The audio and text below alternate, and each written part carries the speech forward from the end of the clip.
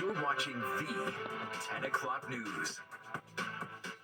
NYCHA still facing backlash after a major corruption sweep earlier this month. To date, it was the largest bribery bust in DOJ history, and yet it came as no surprise to many longtime suffering NYCHA tenants. So what needs to be done to restore confidence in an institution plagued by missteps and scandal? In this week's episode of Street Soldiers, Lisa Evers takes a closer look at the situation as residents weigh their options. A federal investigation is shining a harsh spotlight on NYCHA management practices. Dozens of staffers who were responsible for maintaining the housing developments were arrested on corruption charges, and investigators say there could be more.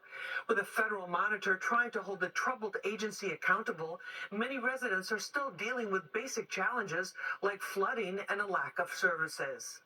It was a shocking announcement by U.S. Attorney Damian Williams. 70 current and former NYCHA staffers were indicted in a pay-for-play bribery scheme with contractors.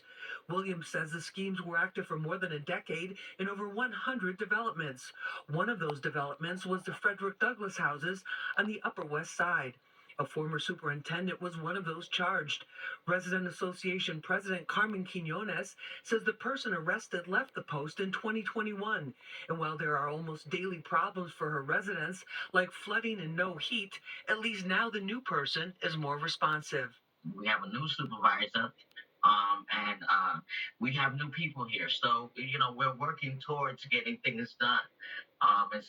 Thank God I keep my finger on the pulse with them. But there are too many problems here. NYCHA has more than 300 developments across all 5 boroughs of New York City and provides affordable homes to hundreds of thousands of residents, a population roughly the size of Miami. Over the years, as the aging infrastructure was not maintained and repair costs mounted, the amount of money needed skyrocketed, says New York Times reporter Mahir Zaveri. I was just pulling up the numbers, and in 2006 they estimated they needed $7 billion to do some adequate repairs. That number's now $78 billion. I mean, it's staggering. And so when you have that level of need and the amount of money that's coming from any pool doesn't match that level every year, it's like a downward spiral. Under pressure from many directions, political leaders sought new management methods with different financing models. Most developments, like Douglas houses, are still under the basic HUD model called Section 9. The Obama administration came up with a new second option of private management, as we saw in the Betances houses in the Bronx in my 2021 report. We've taken you inside many NYCHA apartments to show you just how bad the conditions were. Now we're taking you inside one to show you how good it can be. A brand new kitchen, new floors, new walls, new ceilings, and even a dining nook for 4. In 2022, Governor Hochul signed legislation creating the New York City Public Housing Preservation Trust. It gives residents a third option and access to new funding sources.